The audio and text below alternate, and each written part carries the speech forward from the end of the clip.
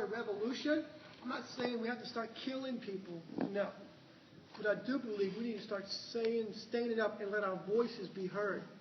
We live in a country that we do have freedom of speech, but it's only freedom of speech if you say what they want you to say, or if they believe what you believe. Then it's freedom of speech. But if it's not, if you say something different, you're going to be made fun of. I'm sorry, guys. But think about Daniel, Shadrack, Mishack, and Abendego. 4 people stood up against the king and won. Another story, same story. The king decides he's full of himself. He makes a statue of himself. Go figure. He says, he declares a law throughout all of Babylon. You must bow down to my statue. If you don't, you will be killed. So, guess what happens? They build a statue.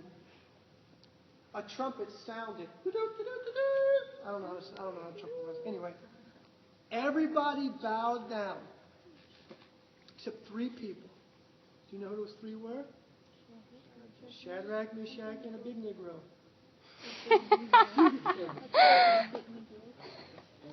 That's not racist. Abendego. Abendego is his name. 3 people stood up.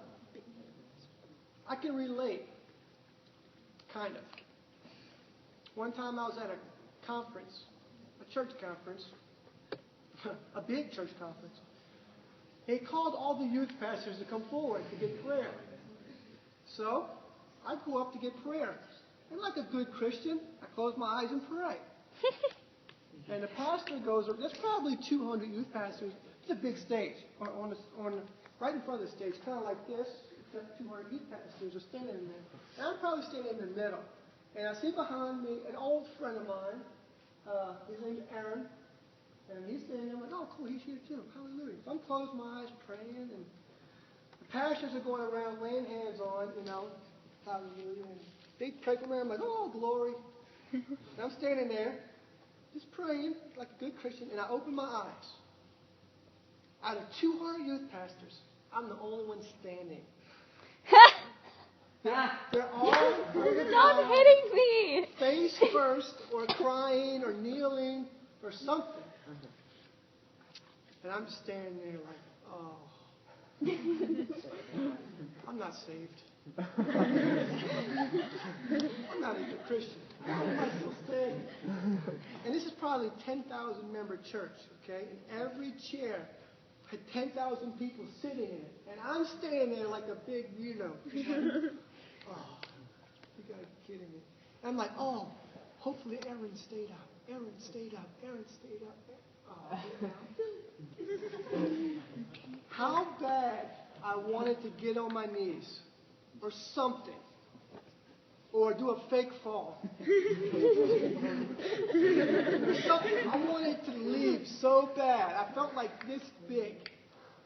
I'm like, oh, Jesus, help me. So I politely just kind of stepped over people and made my way back to my chair. Okay, that was at a Christian place. How awkward I felt. Standing with 200 youth pastors, I'm the only one saying, okay, that was pretty awkward, I must admit. All right. But these people were facing death and decided not to kneel. Does anybody know the rest of the story? They are alive.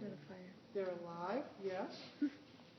So what happens, the king sends them down to a furnace to be burned alive. And they heated it so That's right. They heated it so hot. The person who was taking them down there got killed because it was so hot. Yes, that's what the Bible says.